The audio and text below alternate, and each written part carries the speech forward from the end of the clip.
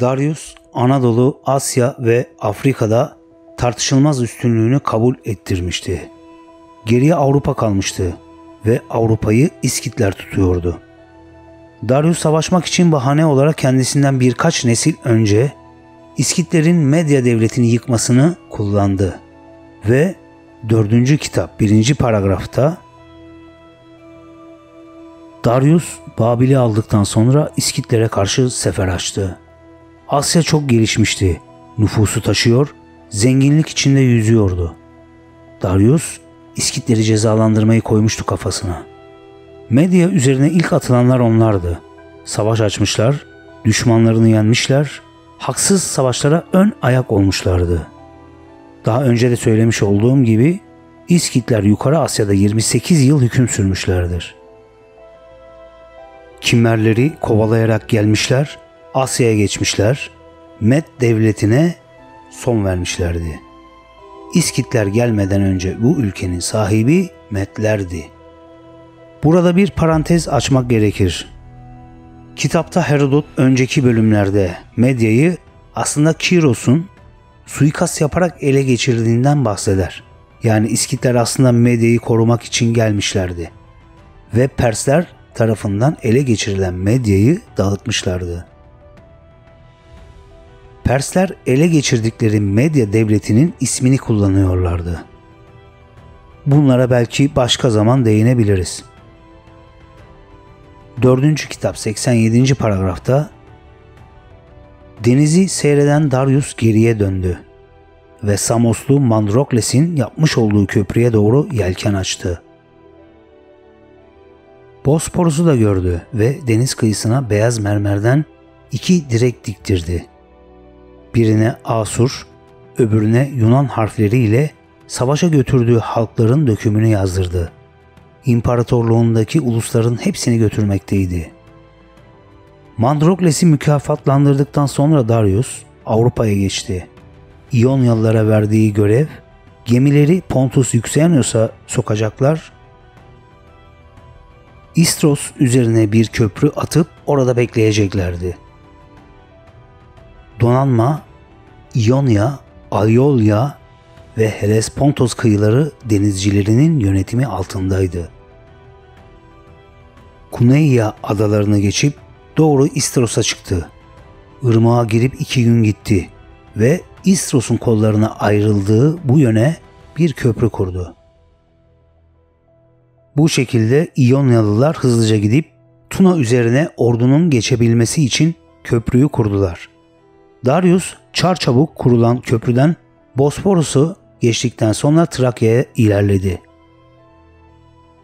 Teyaros ırmağı kaynaklarına vardı ve orada 3 gün dinlendi. Teyaros ırmağı Bulgaristan'la sınırımız olan Meriç Nehri'dir. Meriç'in kaynakları ise Sofya'ya dayanır. Yani Darius Sofya'da 3 gün dinlenmiştir.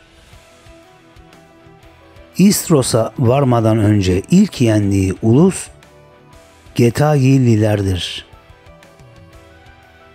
Darius İstros'a vardı ve askerleriyle beraber ırmağı geçti. Sonra İyonyalılara emir verdi. Köprüyü yıkacaklar ve gemilerin mürettebatıyla beraber orduyu karada izleyeceklerdi. İyonyalılar buyruğu yerine getirmek üzere köprüyü yıkmaya davranırlarken Mitinililerin başında bulunan Ersantros oğlu Kues, "Kral," dedi. "Öyle bir ülkeye giriyorsun ki ne sürülmüş bir karış toprağı ne de içinde insanlar oturan bir kenti vardır. Bırak bu köprü yerinde kalsın. Onu kuranları da başına bekçi koy. Böyle yaparsan İskitlere rastladığımız zaman tasarılarımızı yerine getirebilirsek yurtlarımıza dönebiliriz.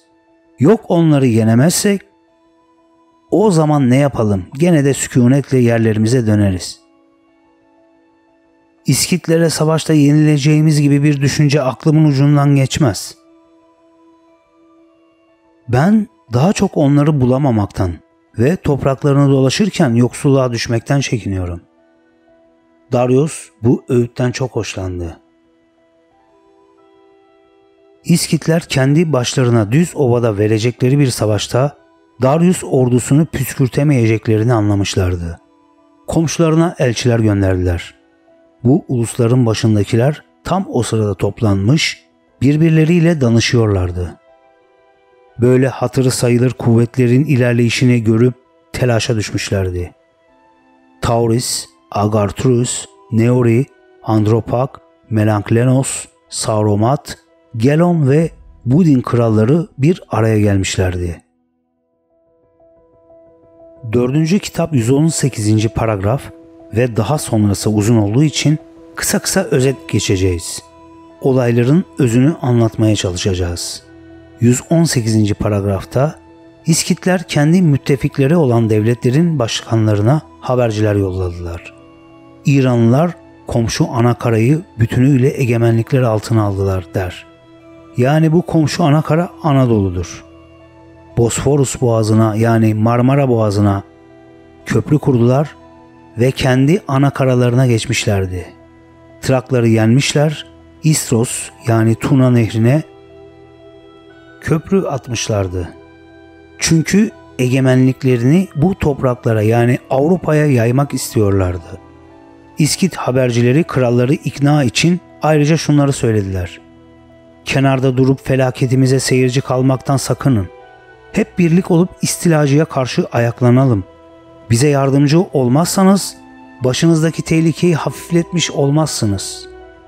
İranlılar yalnız bize karşı değil, size karşı da yürüyorlar. Bizi köle yapmaları sonradan sizi rahat bırakmaları için değildir. Gözle görülür bir kanıt ister misiniz? Eğer İranlılar Asya'daki eski köleleştirmenin öcünü almak için yalnız bize karşı sefer açmış olsalardı, buraya gelmeden önce öbür bütün uluslara saldırmazlardı. O zaman evet göstermiş olurlardı ki yalnız İskitlere karşı yürümektedirler. Herkese karşı değil.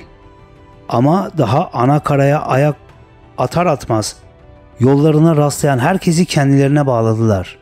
Trakları saymazsak bile yakın komşularımız Getaileri boyun eğdirmediler mi? 119. paragrafta Gelon, Budin, Sauromat kralları yardım etmeye yanaştılar. Fakat Agarthuris, Neori, Andropak, Melanklenos ve Taurisliler eğer ilk önce siz İranlılara saldırmış olmasaydınız şimdiki dileğinizde haklı olabilirdiniz. Bugün sıra İranlılarda. Siz oraya saldırdığınız zaman biz sizinle değildik. Bugün de ilk olarak biz onları öldürmeye kalkmayız. Eğer üstümüze gelirler ve ilk olarak onlar bize saldırırlarsa bunu onlara yaptırmayız. İranlıların buralara bize saldırmak için geldiklerini sanmıyoruz. Bizce onlar yalnız ilk saldırıyı yapanlara karşı yürüyorlar derler. Yani İskitlere karşı yürüyorlar demek ister. 120. paragrafta savaş taktiklerinin nasıl olacağı kararlaştırılmıştır. Bu kararlardaki en önemli öğe kendilerine yardımı reddetmiş olan devletler yönüne gidilecek, böylece onları da savaşa zorlanmış olacaktı. Madem ki kendiliklerinden katılmamışlardı İran'a karşı savaşa, şimdi buna zorlanmış olacaklardı. Taktik olarak iki gruba ayrıldılar. Birinin kralı Skaposis'ti. Bu grup Sauromatlarla birleşecekti. Eğer İranlılar bunlara karşı yürürlerse Palus Motis boyunca ve Tanais doğrultusunda yavaş yavaş çekileceklerdi.